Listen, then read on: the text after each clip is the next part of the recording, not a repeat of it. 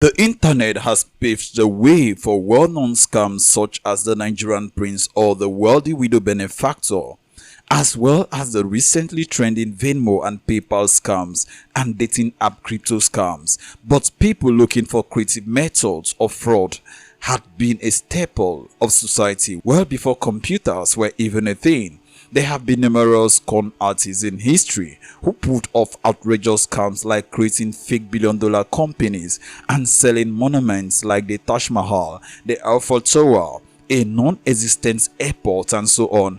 And in this video we bring to you some of the greatest scams in human history. But before we begin, if you're new to our channel, you're highly welcome to Laura Emi TV, and please do well to hit on that subscribe button, and do not forget to turn on the notification bell so you can always stay notified and updated whenever we upload a new video. We upload very interesting contents every day. Without further ado, let's begin. Number 1 on our list is Emmanuel Obi, the fake airport scammer. Famously known as Owele of Abagana, Emmanuel Obi pulled one of the greatest frauds in banking history. His scam is the third largest scam in banking history in the world. Obi is regarded as one of the smartest criminals in history. One of the greatest and most fascinating scams that occurred in the 1990s involved Emmanuel Obi, a Nigerian scammer who managed to sell a non-existent airport for an outstanding $242 million.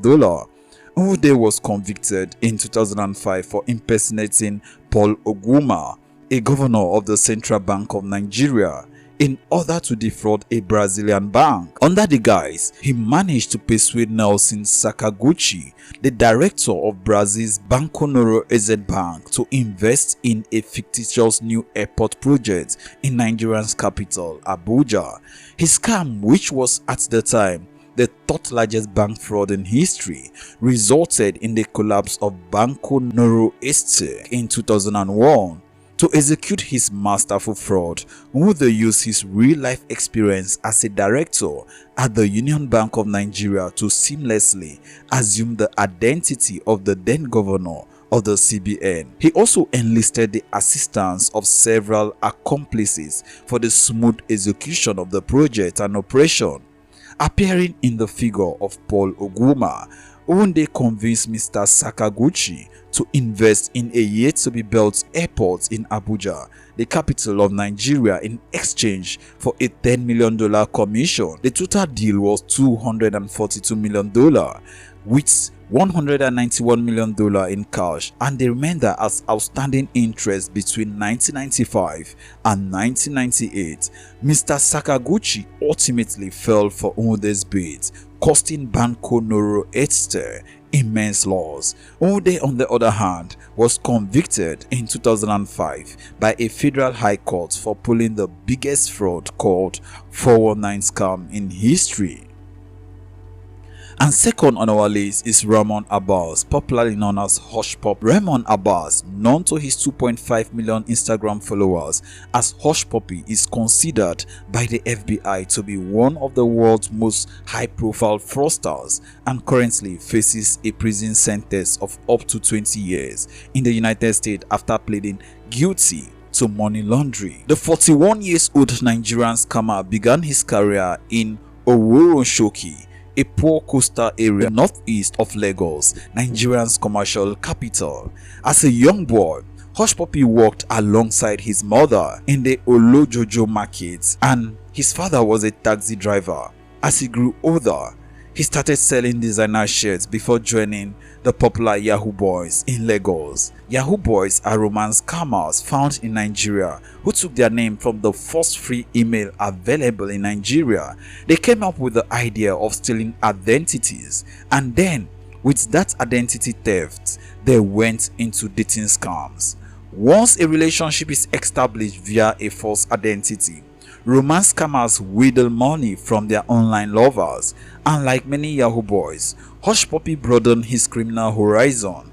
Many went to Malaysia and Abbas followed them, ending up in Kuala Lumpur around 2014, then Dubai in 2017. Hushpuppi laundered proceeds of school financing scam, business email compromise, and other cyber schemes. A prolific international fraudster who conspired to launder hundreds of millions of dollars through a series of online scams and flaunted his luxurious, crime-funded lifestyle on social media. Abas, popularly known as Hushpuppi, bragged on social media about his lavish lifestyle, a lifestyle funded by his involvement in transnational fraud and money laundering conspiracies targeting victims around the world. He scammed different top companies and even a football club in England, including high-profile personalities and different banks. In May 2019, Hushpuppi conspired with Allah Umari to launder millions of pounds stolen from a professional soccer club in the United Kingdom, as well as a British company. Abas also admitted in his plea agreement to conspiring with others to defraud an individual in Qatar who sought a loan of $50 million to build a school. But it all came crashing down when he was arrested in Dubai in 2020. Hushpuppi pleaded guilty in April 2021 to one count charge of conspiracy to engage in money laundering. He was arrested in Dubai, United Arab Emirates in June 2020 and currently faces a prison sentence of up to 20 years in the United States after pleading guilty to money laundering. Of his lavish lifestyle could spend the next 20 years in a prison cell.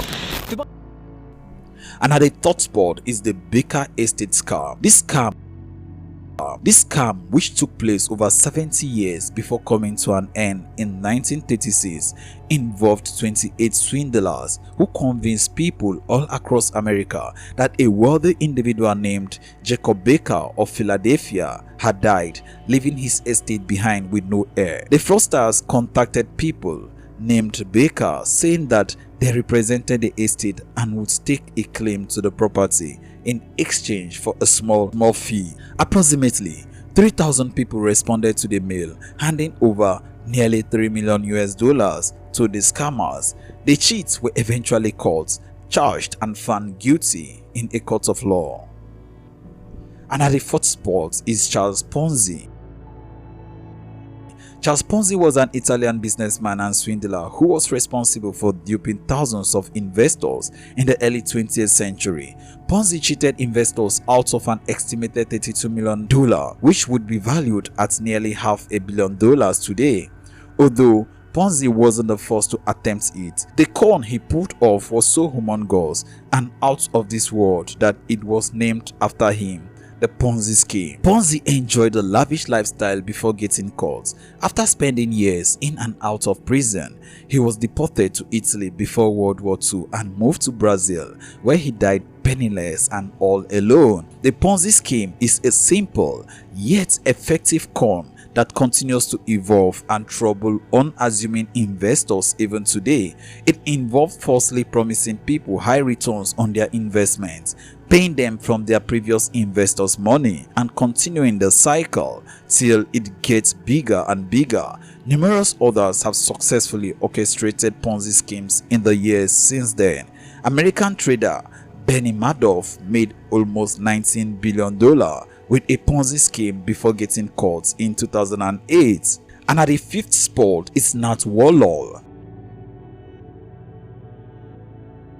Natwal, otherwise known as Mithilesh Kumar Srivastava, was an Indian conman who sold the Taj Mahal, the Red Fort, and the Rashtrapati Bhavan. Natwal is regarded as one of the most prolific con artists of all time. He attempted almost all types of scams and cons and even orchestrated numerous prison escapes.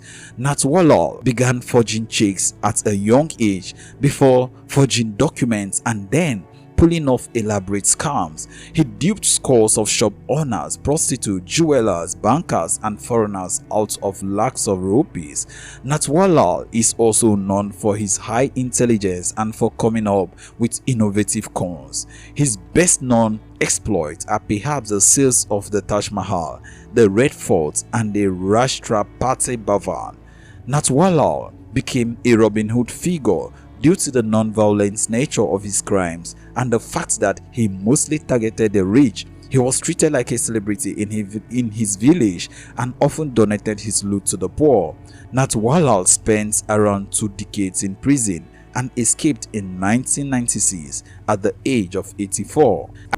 And next is Victor Lostic, who tried to sell the Eiffel Tower twice. The Eiffel Tower was constructed for the 1889 World's Fair, coinciding with the 100-year anniversary of the French Revolution. All the time, it was the tallest structure built by humans and kept that title for 41 years. In 1925, when Victor Lostic was 35 years old, he learned how expensive the tower had become to maintain. He subsequently came up with the idea to sell the Eiffel Tower to a scrap meter dealer.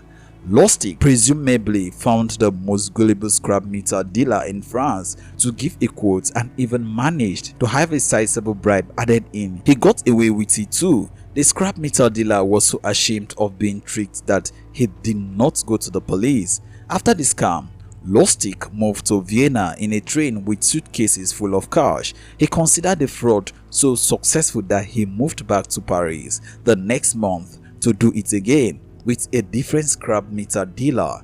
Although he did not succeed a second time, he was still able to evade arrest.